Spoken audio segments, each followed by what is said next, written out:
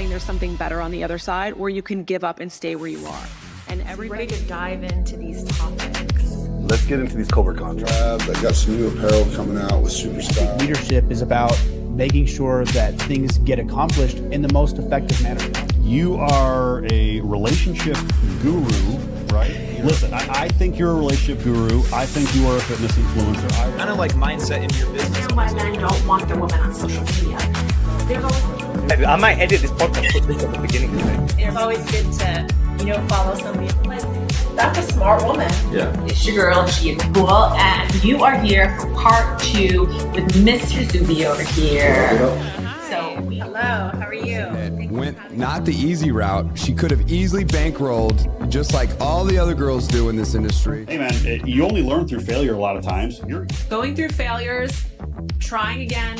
Don't let fear dictate your decisions, but don't make the same mistakes. I want to end it off right there because that was a perfect ending. So welcome everybody.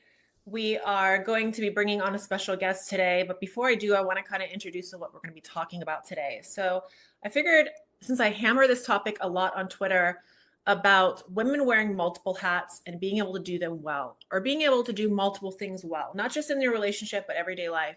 And I really wanted to get into the root cause of why that's so important. Because a lot of people get into these very singular roles in relationships and they feel like it's the responsibility of somebody else to cater to them. And this really does not help long-term relationships. So I'm going to be diving into how a woman can wear multiple roles, multiple hats, do them well, switch between the two, why Gen Z struggles to find and maintain love. They can easily date somebody, but long-term they're failing. The Madonna whore complex and the provider lover complex and how it shows up in modern relationships, and why so many women forfeit their sexual agency and how to take it back. But before I get deeper into these, I'm going to be introducing our guest today, and she has a podcast with her husband. So I'm excited to have her on, Avis. She has a podcast called Robin Avis Ramble. So let's introduce her. Welcome, Avis. Hi. Great. How are you? Thanks for having me. Tell our viewers a little bit about you. As you said, Rob and I have a podcast together and an X account, and we are out there trying to help people understand how to have a good, strong, healthy marriage. He and I have been together since 92, married since 95. So while we don't feel like we have all the answers, we do have a few things figured out, and we're just, trying to spread the word. Yes, so I'm excited to have you on because we're going to be diving in some real deep topics here.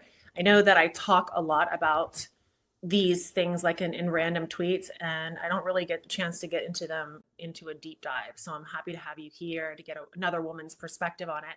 So when you say, when you hear women go, oh, I want the nice guy, right? They don't really want the nice guy, okay? They will marry the guy who's the provider and then cheat on the lover. And then the same thing goes for men, right? We'll hear I want the good girl, but they don't really want the good girl, okay? They want the freak in bed and the lady in the streets. So you'll see this a lot in different cultures, right, outside the United States. And they will view women in very singular roles and have a tendency to, easy to check off boxes. Okay, she's the mother of my children, right? But then they'll go off and they'll take a trip to the States and they'll have fun and do whatever and hide it from their wives, And you kind of have to ask yourselves why. Why are they doing this? What is the root cause of this? And I kind of want to get your viewpoint on it. What do you think this is? Gosh, it's a deep subject. How do I have no words today?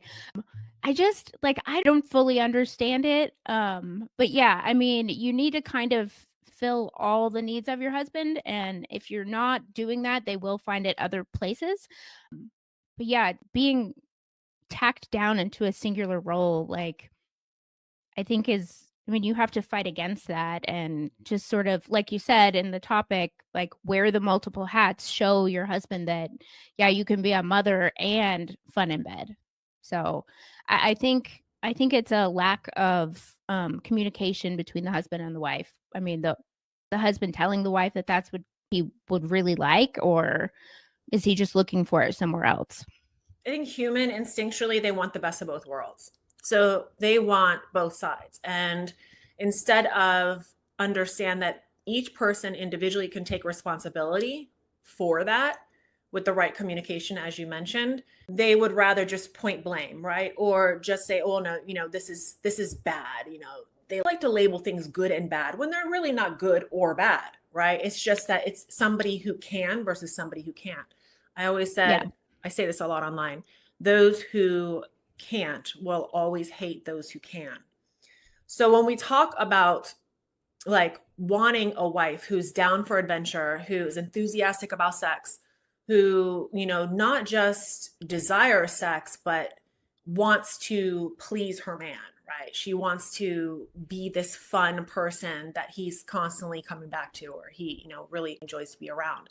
But at the same time, she has to also be loyal, nurturing, a caregiver, dependable, and that fulfills the comfort side of things. So when I hear people talking about online, oh no, you can never get comfortable in marriage, I think it's a little unsustainable because you miss the point. You need both. You cannot be in a discomfort stage 24/7. Like I think about the gym, and I like to take a lot of the relationship into fitness and health because it really does kind of transcend. There's not every day I'm walking into the gym, I'm not wanting to be there. I'm not, no. Right? I'm sure you're the same way. Like we don't want to be there. We are struggling to get through that workout, but we know not only is it good for our minds, our bodies, but it transcends everything, right? It makes us more confident. It makes us better in the bedroom.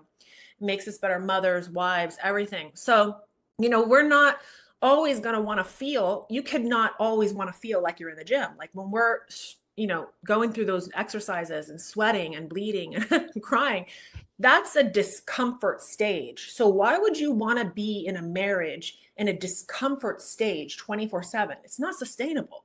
So there are going to be comfortable points of a marriage, right? Dependability, sustainability. Those are your comforts that you are going to have to do well, but then get out of that comfort zone to do the things like I mentioned in my tweet. I think, what was the tweet? I'll quote it. It said, be a good wife, a loyal supporter, a dirty whore, a caregiver, a mother, a best friend, a bad girl, a good girl, right? When I did that tweet, there was so many people came in and misconstrued the message. What did you take from that?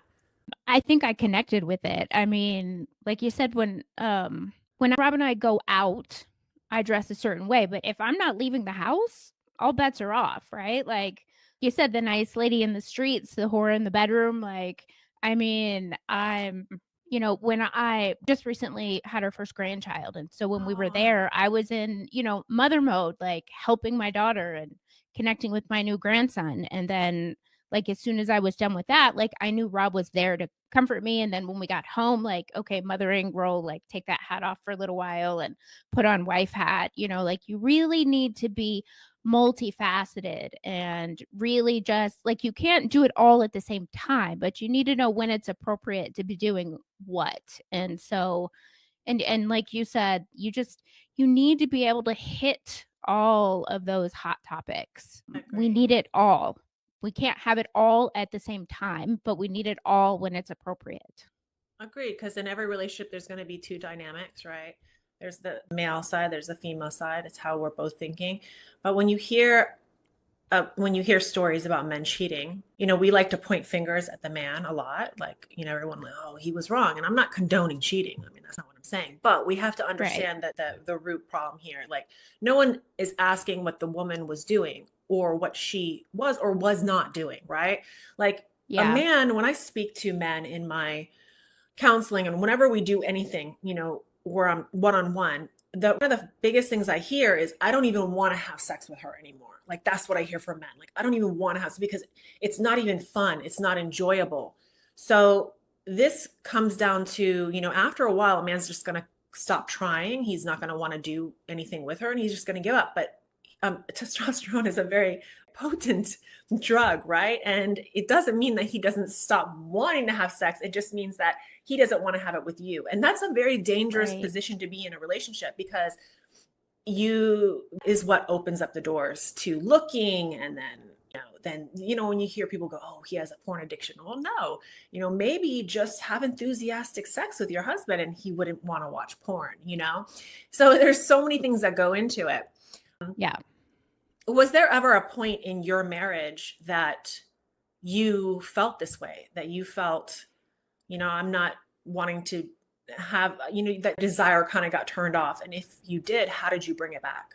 Oh, for sure. I mean, we have 3 children, and every time I get pregnant, neither Rob and I like the pregnant body. It's hard for me to look in the mirror and feel confident when I'm pregnant. And then, of course, after you have the baby, there's a certain amount of time that you just need to recover, and you're tired and you're exhausted. And so, yeah, I mean, I wouldn't say I lost my desire for Rob, but sex was not on the forefront of my mind. And so basically, and Rob and I have talked about this before, I call it calendar sex. I literally would write a day on the calendar. This is the day. If I ask myself on this day, maybe it was Wednesday, have I had sex yet this week? If the answer is no, I have sex that day, because never have I ever regretted having sex with my husband. And so it seems kind of militant, and people are like, but you're just scheduling it. Well, yeah, because I wasn't feeling confident in my body. I had other things going on in my life. I was wearing another hat more of the time because of the life stage we were in. And I didn't want to forget about it. So I wrote it on the calendar. And then, like I said, never have I ever regretted having sex with my husband, but it was a good reminder, like, okay, it's been a week. Like, I like this. I need to remember to put it in my life. And I want to state for the listeners, duty sex never works. And that's not what we're talking about here. I think we need to really be specific about it. We're not talking about duty sex. Yeah. We're talking about the way women's brains work, right? Women work on habits and rituals. They always have. And whatever she gets used to doing long-term is what she adapts. It's how she molds, is what she does.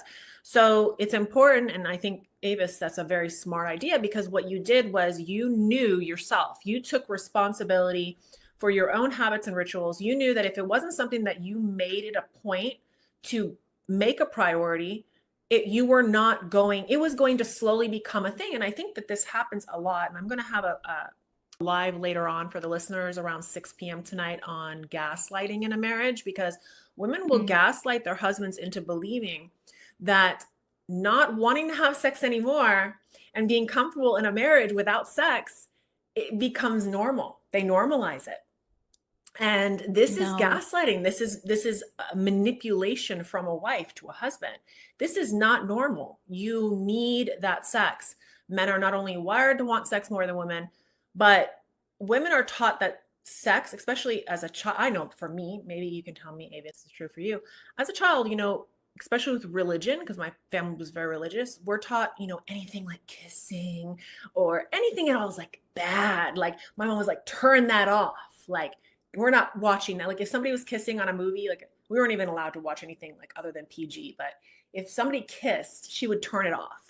Like we were taught that like everything when it comes to lust, desire, anything at all, arousal was bad, right? So when girls are raised this way, they literally see lust as sinful or wrong. And then they forfeit their own sexual agency, which is I want to get into next.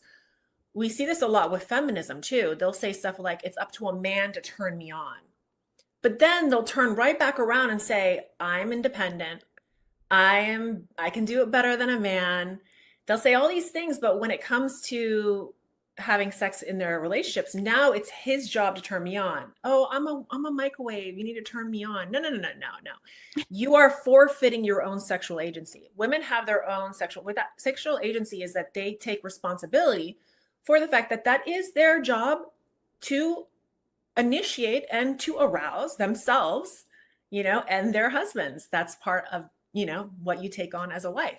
So when women do that, they literally forfeit it. And I think that they don't want to take that responsibility. They don't want to take that accountability. Now, when you marry a man, when you put that ring on, you have already said that he checked those boxes, right? Like outside of him in his masculine role and keeping himself up and healthy, he's already checked those boxes. So when you tell a man, a few years into marriage, oh no, now something is wrong or that is wrong, you are literally manipulating the situation because he's already checked the boxes. You already taken on that responsibility away. So for you to say now it's his responsibility or he's not doing something right, that's you trying to manipulate the perception and the reality of the situation, which is wrong. Yeah. I mean, we definitely have responsibility in the sexual agency department. I mean, sex it's 100% like you give in, you get out. And something interesting is that the more a man has sex, the less a man needs sex. But women are quite the opposite. The more we have sex, the more we want sex. So, it's like going back to the calendar sex. I mean, making sure that you're doing it at least once a week is definitely ensuring that you're going to be wanting it more and more. But yeah, and so like the whole turning you on or turning me on, like it can start with either person and it can be just a question in the morning. Like, how did you sleep last night? Oh, that means to me he wants to stay up late, right? So maybe today I wear something a little more provocative around the house so that I'm encouraging his statement because this is something that I want as well. So I think it goes hand in hand, the man and the woman. Yes, sometimes the man takes the initial step and yes, sometimes the woman. But you can't blame it on the other person because if it's lacking in your life, you go after it, right? Like if you wake up in the morning and you're like, seems like a good day for sex, like you need to make that known. And there's nothing wrong with that. Yeah, that like I said, familiarity kills arousal in a relationship. So when you get into that one dimension, like I'm only good for this thing, what you do is like you bring that familiarity on, you bring that codependency on, and it kills desire in the relationship. So a woman's identity directly affects her sexuality. So a woman who can change hats, who can do different things, who can put on an outfit and suddenly become this different person, those are the best women to be in relationships with. And you hear that, I'm sure you've heard of that, right? They say a woman in her like 40s and 50s hits her sexual peak. And I think it's funny because that's not a rumor. It's actual facts. It's not because of menopause or hormones or like what they say it is. It's that these women understand that they control their arousal. They're in responsibility of their sexual agency. They know that their identity, they know what they want, they know what turns them on. They're not waiting for somebody else to force arousal or to bring on a fear. Like, I think that's one good thing about the red pill is that they have identified that feminists need to be tricked or gamed into arousal. So they understand that you have to kind of play those games to get what you need to get, and they know how to do it. But the problem is like, that's great in the beginning. That's not going to last long term. It's not going to work long term. If you have to constantly like play fear and games, that's not sustainable. Like over time, anybody is going to be like, I'm done with this. I'm not playing these games anymore. It's kind of like a toxic cycle. So if women who have been able to stay long term, I know you've been married a long time, I've been married a very long time. We know it's our responsibility. We know how to turn ourselves on, and we do what we need to do, and we enjoy it. Mm-hmm. Absolutely. So Enjoying it is key too. Like being responsive and, enjoying the whole process. Exactly. And I, like we choose to please our husbands. Like we actually make a choice to do it. So it's like we're not doing things because we feel like doing them, right? Like we're not going to the gym because we feel like going to the gym. We're going because we know we got to do it. And then over time, it becomes a part of our identity, so now we actually enjoy it. We like it. We're into it. We're doing it every time we're doing it better and better and better. And I think that goes into why our sex lives become better over time, because now we're not like, he comes over in the car and wants to do something, pull on the side of the road in the highway. I'm like, yeah, let's go. Let's try it. We're not saying no. Wives who are constantly, no, don't do that. Setting these rules, that's just a vicious cycle into he's just going to stop trying. He'll stop trying to do fun stuff. Yeah, for sure. You have to be willing to say yes. Mm-hmm. And I think like when you learn how to switch those hats and you create those dynamics into your own marriage, you're not going to have complaints. You're not going to turn blame. You know that you can take the responsibility. And I think that like everybody has their hangups, right? So, Sure. it's not just women that deal with this, like men have their own things, but you have to kind of be able to be willing to take that responsibility, know that you're in control of it, not point fingers, not blame the other person, because that's just going to start a whole toxic cycle. So I have a Yeah. good question for you. When you're switching these hats, how is there like something that you can tell of you, or maybe there's a lady or a wife listening that she wants to know how to become good at this or efficient at this? What has helped you balance between being a lover, a mother, a wife, all these things? Knowing when to say no. Essentially, like, you can't have too many hats, right? Like, because you can't put 100% into too many things at once. So, an opportunity comes along, and yeah, great. It sounds wonderful. I would like to do it. Well, then you really need to examine your schedule. Do you have time? Do you have time to bring that into your life? Because, I can only handle so many things at once. And that was a big learning struggle early on. I would want to say yes because, yeah, sounds great. Like, I'm a yes girl. Like, I want to do new things. I want to experience new things, but there's a time for everything, but everything's time is not now. Um, I think that is the biggest life lesson here.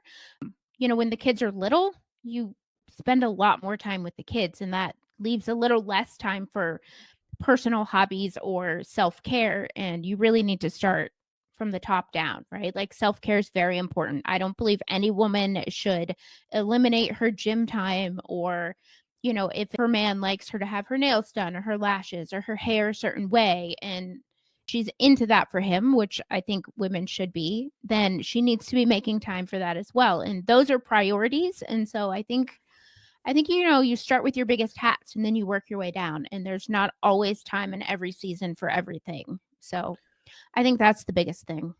I did a post on this. It was a long form post, and it went into what you would do if you had 90 days to fix your marriage. And that was a big chunk of the long form because it's time management. Women have really struggle when they're single and then they get into committed relationships to change their priorities in the right way. Because when they're single, they can take an hour or two hanging out. Like if they want to lay down for an hour or two and have a coffee and look at a view, they can do that. But when they get married, now they have more responsibilities. So they struggle with time management, and they tend to obviously leave the things for themselves last, and then they never get to it. So then over time, what they do is they start getting this very entitled behavior of, well, I'm always giving everybody my time, but I never put time into myself. So that entitlement starts, eating away at how they treat, their attitude. And then their husband's like, whoa, who is this person? And she's just fed up. She's overwhelmed. And then, you have to wonder at what point, she has these, like you said, learning when to say no, that long checklist of, I want the house, I want this, I want the car, I want the kids in the private school. And like, they have these long checklists of what they're told in society that's acceptable or the right way, instead of just simplifying their life and doing without and really prioritizing what should be, which is time for the husband. Their initial commitment was time with their husband, give him, him here, there's a hierarchy, then the kids, and everything else falls behind. Yeah. And, Rob and I are always preaching, have the hard conversations. And it's a conversation for the man and the woman, because if the man wants a fit wife, he needs to be sure that she has the time and the tools to do that. Right. So if she keeps pushing it down, then it's time for a hard conversation from her man to be like, hey, I want you to take care of yourself because I value that in you, my wife. And I think if we looked at your schedule, there could be time for that, right? And so here's money for a gym membership or whatever it is. So yeah, I mean, I do think you're right. A lot of women, as things pile on after marriage, they kind of push that down and then they bring it back as resentment. But yeah, I mean, it's on the woman, but it's also on the man. Like when you see your wife like not taking care of herself and that's important to you, it's time to have a conversation. Yeah, talked to many men in marriages, and they've told me like, well, yeah, we haven't done this or that, sexually or intimate, things in like 5 years. And I'm like, whoa, wait, what?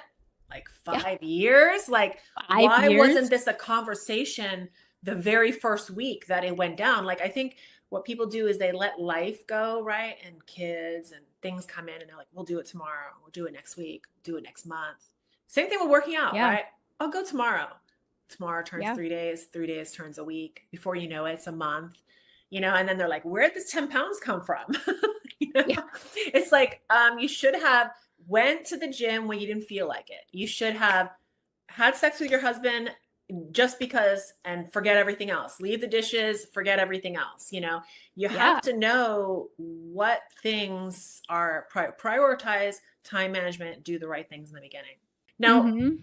do you think that most women understand even what sexual agency is? No. Yeah. Why do you think that is? I don't. I think in this world of feminism, we're weaponized it and it's not seen as like a benefit. It's like, you know, it's bad to have sex with your husband. It's bad to let your husband tell you when he wants to have sex. Like, no, I think that's gas. freeing. Like when a woman makes a man's desire Neanderthal, like when she's trying to say this is not acceptable, this is not normal, you know, Yeah. that to me is a gaslight. It's her trying to manipulate the perception of what it actually is, what reality is. She had no problem doing it in the beginning when they were dating. She had no problem having this fun stuff, you know, before they got married. Why is it now becoming, you know, abusive or toxic or bad? Or, you know, when you hear women go, oh, that's porn brain, like you get to use that. Like, no, don't, that's manipulative. You know, Yeah. the reason why men turn to porn mainly is because you don't have that desire anymore. You're not looking at him in the way that, you know, he remembers it. And he will eventually, it's like a woman that doesn't get a chance to get the shoes she wants or the bag that she wants or look a certain way in the mirror. She's going to notice every girl who looks the way she wants to, and she's going to be, you know, eyeing it and secretly wanting it. And that's another thing that can go off into another tangent. But when you can't get something or you don't want to put the work into it, instead of just realizing that you need to do the work to do it, you'll start to look at it in a stink eye. Oh, that's bad. And I see women do that, you know, like they'll do that even to me. Like, oh, that's bad. You shouldn't dress that way. Who are you to tell me that? Yeah. The only opinion that I care about is my husband, and he's happy. So it's not Right. that what I'm doing is bad. It's that you want to do it. And since you're not willing to do it, you want to put it down. Right. You know? I mean, the self-hate the hate from women to women, it just drives me insane. It drives me insane. It's all over. I understand why men's, you know, I get it, why women are nasty to each other. We see it all the time, but I've seen it with men on Twitter. Like the amount of men hating on other men that are shining. No. Like if somebody's doing well, they're the first ones to tear them down. It's all over the place. Yeah. I think most of our problems today come down from low self-esteem. Yeah. Oh, for sure.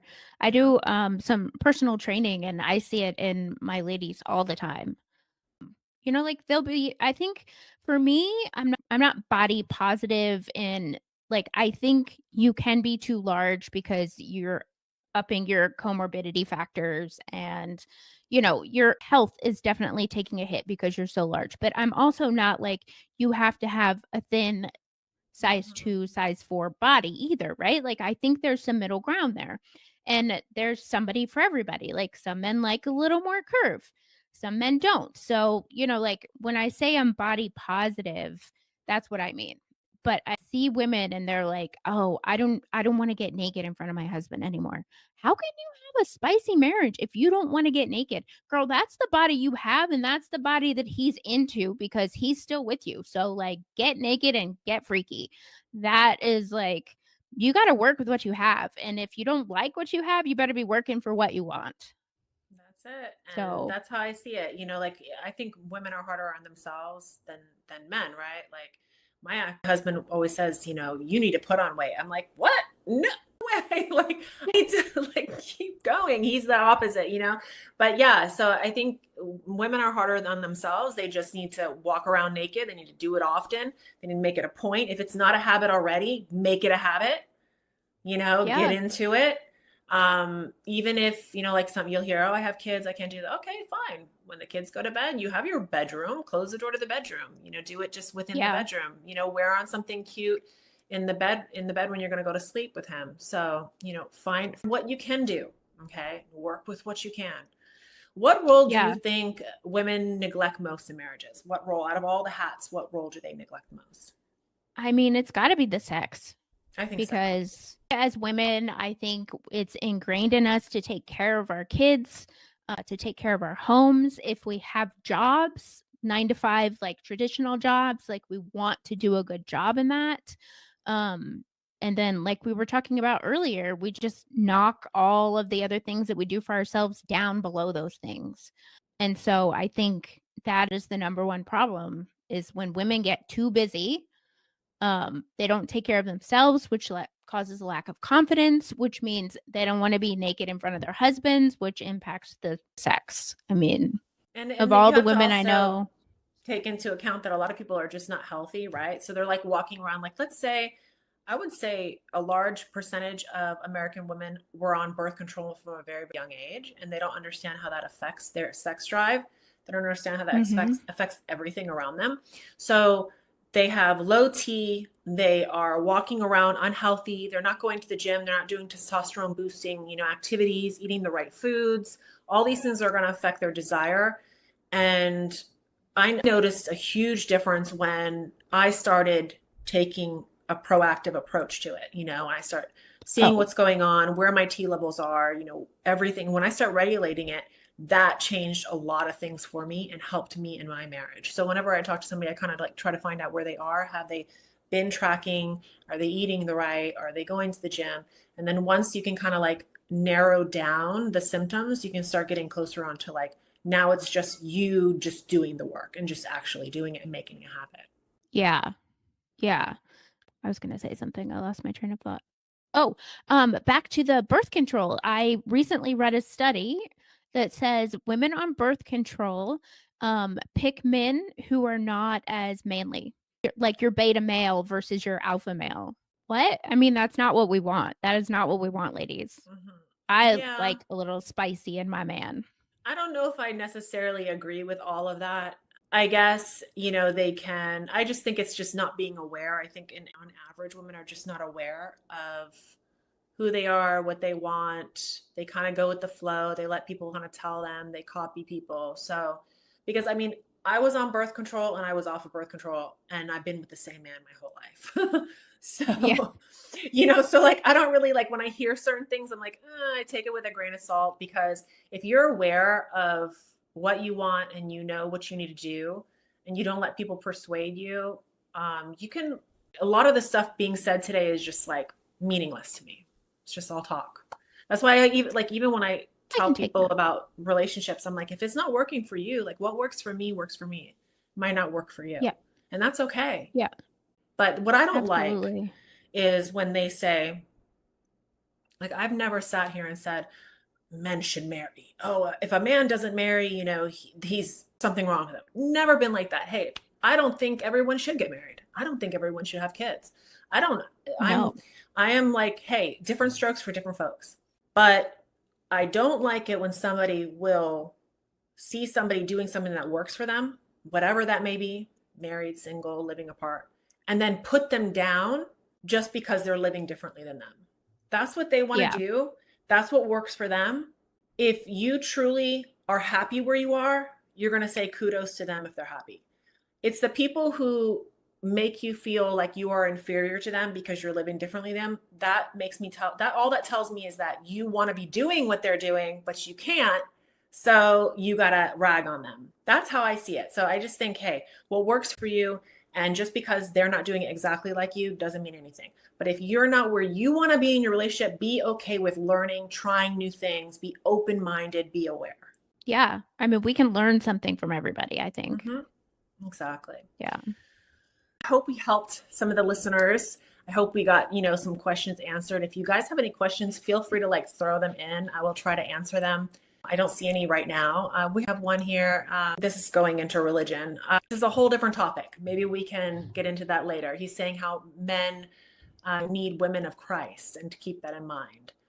So yes, a Yeah. woman who knows there's a God, who understands that, we have a creator that has things that, there are intentions for us. There are roles each of us play. But I'm not going to be that's a whole different topic. We'll get into that later. I think for a final word, men aren't asking too much of a woman who he's wanting her to be a whole. If a man, when he wants you to be a whole, to do multiple things, he's not asking too much. He's actually asking for what is the right thing. He's a good man. A man who expects those things is a good man, and we need to be encouraging that. We want depth, we want duality, we want to be able to have the best of both worlds. We want a little bit of comfort, and we want a little bit of, getting out of our comfort. We have to learn how to do that. And I think that a woman, who can do those things will blow a man's mind. Like, he's never going to want to leave you if you can do all those things and do them well, right? Wouldn't you say, Avis? Yeah, for sure. I think a special challenge, let your man pick your outfits for 3 days. That will open your eyes to many different thoughts that they're having. Yeah. What are some, give me 3 things that women can do to wear a different role in the marriage? Well, I think that you ask, here's my closet. What do you think I should wear today? Sometimes I do that with Rob, and the things he picks, I'm like, okay, wow. Like, I don't ever pick that out of my closet. He probably picked it for me in the store. That, I think, asking them, do you like my hair? Like, ask their opinion, because a lot of Rob is open to give me his opinion. That's the kind of relationship we have. But a lot of people, they haven't had that, and they don't they never ask, do you like my hair? Do you want me to do my nails different? What my favorite way that I do my nails for you? If you had the perfect evening, ask him, what's your perfect evening? Dirty dishes in the sink and a freak in the bed? Or, are we just cuddling on the sofa and watching a movie and then having a glass of wine or going to bed? I don't know. I think the best thing that you can do is communicate with your man and ask his opinions about things that maybe you're just assuming. That's a good one. For the ladies that are watching, don't wait for him to say, hey, this is what I like, or this is unacceptable, or don't wait. Waiting for him to tell you. Take the initiative. Go over to him and be like, hey, what would you think if I did this? Right? Mm-hmm. Or surprise him, have him come home and you wearing nothing but maybe one of his favorite ties and stiletto heels, and you're sitting there with a great meal on the table with nothing on. Actually take the initiative to do things. Don't wait for him. Take it, it's super cheap. You can go to Amazon, you can buy a rack for $30, and then put all the things that he's ever bought you or anything that's you've ever worn for him, dating or whatever, and put it on that rack, right? And then every night before you go to bed, put something on. Stop doing the fuzzy robe. Stop doing the fuzzy old grandma pajama. Yes. Okay. There's plenty of time for that, ladies, but not now. Okay. Put that on, wear no bra, go over to him, caress him, touch him, be attentive. Don't wait for him. Take the responsibility. That is your responsibility. Yeah. And make sure he knows you're not wearing a bra. My efforts were wasted the other day when I took my shirt off and Rob was like, oh, you're not wearing a bra. No, how'd you not notice that? Bad shirt, I guess. I'm just saying. You have to tease it a little bit. Yeah, you have to tease it a little bit. Definitely. Yeah. And then I even with, because I don't get really hung up on holidays or anything like that. I wasn't raised celebrating holidays or anything. So for me, it's every day is you have to do something. Wake up. If you're going to make yourself breakfast, make breakfast for him. Don't make yourself something and not make him something. Do it. Take the initiative. Go over to him. Hey, would you like this? Or, what do you feel like eating? Don't. And that's another thing for dinner too. There was a long time in my marriage that I would be like, well, what do you want for dinner? Now it's I stopped asking him that question. Just have it ready. Know what he likes. You don't need to ask him. Just have it ready. So all these little things, he's going to take notice of it, and he's going to say, wow, she actually is there. She's present. And I think that we live in a world of everybody's so busy and in a hurry to go nowhere, right? Because what are you doing? We're all on the phone. we're living to work. You know, we're like, it's backwards. It should be simplify your life, do less. You want to be able to be present and only work when you need. Yeah, for sure. Yeah, Rob calls our refrigerator the magic food box because I do meal prep. And so literally he goes to the fridge, he opens the door and there's a meal for him. And sometimes, depending on the day, I warm it up for him in the pan. Sometimes it gets warmed up in the microwave by him, but the magic food box exists and it makes him very happy. There you go. Yeah. Things that he doesn't need to think about. And he's doing the same thing for you. You know, Oh, as wives, absolutely. he's doing the things that we don't have to think about, you know, whether it be filling Yeah. up our gas tank or the garage is done or the yard is done or whatever, you know. And so that's what makes relationships stay long term. It's like you are going to be comfortable things, you know, and that's okay. Mhm. But then be willing to kind of get out of that comfort as well. Do both and learn Yeah. to do them well. So I think this is how we're going to wrap it up. It's a good start. Just start understanding that, you know, you can do more. I think we fully underestimate how much we can do. We'd get too much in our comforts. Would you like to say anything? Where can everybody go check you out? Because I know that you have, you and your husband, you do your podcast. Are you just on Twitter or where else can they find you? I believe we are just on Twitter primarily. We might have a little bit on Rumble. Rob does all of the uploading. I'm pretty sure that's it though. But yeah, Robin Avis Ramble, wherever There you we go, can be guys. found. Well, I look forward to doing this again. Thank you, Avis. Yeah, this was fun. Thank you You're for such having a me. beautiful girl. Well, Oh, we'll see you all guys soon. And till next time. Bye guys.